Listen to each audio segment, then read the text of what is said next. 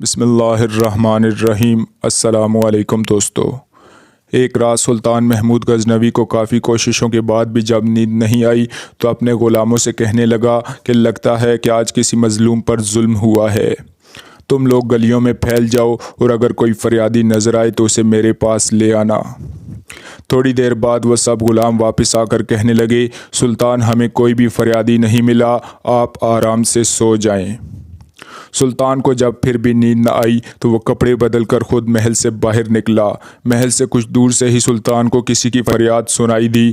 فریادی کہہ رہا تھا، اے اللہ، سلطان محمود اپنے محل میں عیش و عشرت کی زندگی گزار رہا ہے اور محل کے قریب ہی مجھ پر یہ ظلم کیا جا رہا ہے۔ سلطان محمود اس کے پاس پہنچا۔ سلطان نے کہا، کیا بات کرتے ہو؟ میں محمود ہوں اور تمہاری فریاد رسی کے لیے آیا ہوں۔ مجھے بتاؤ کیا ظلم ہوا ہے تمہارے ساتھ؟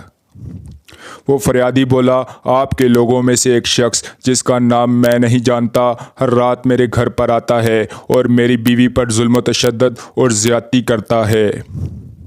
سلطان محمود نے پوچھا، اس وقت وہ شخص کہاں ہے؟ فریادی بولا، شاید اب چلا گیا ہوگا۔ سلطان نے فریادی سے کہا، دوبارہ جب وہ آئے تو فوراً آ کر مجھے اطلاع کر دینا۔ پھر سلطان نے محل کے دربان کو وہ شخص دکھایا اور کہا کہ جب بھی یہ دربار میں آئے اسے سیدھا میرے پاس لے کر آنا۔ اگر میں نماز کی حالت میں بھی ہوں تو پرواہ مت کرنا اور فوراً مجھے بتا دینا۔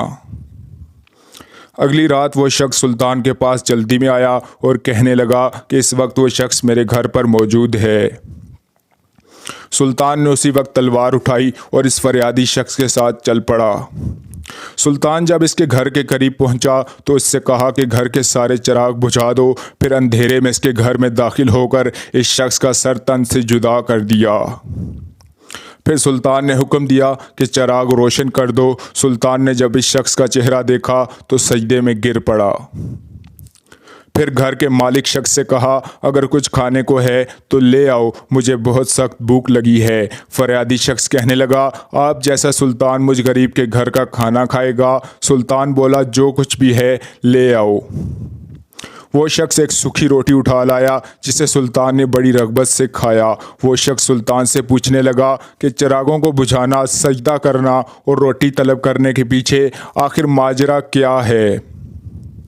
تو سلطان محمود نے جواب دیا، میں نے جب تمہاری داستان سنی تو سوچا کہ میری سلطنت میں ایسا ظلم کرنے کی ہمت صرف میرے کسی بیٹے کو ہو سکتی ہے۔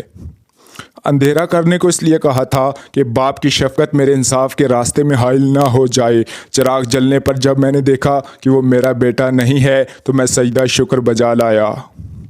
کھانا اس لیے مانگا کہ جب سے مجھے تمہاری مصیبت کا علم ہوا ہے میں نے اللہ کے سامنے قسم کھائی تھی کہ جب تک تمہیں انصاف نہیں مل جاتا میرے اوپر روٹی حرام ہے۔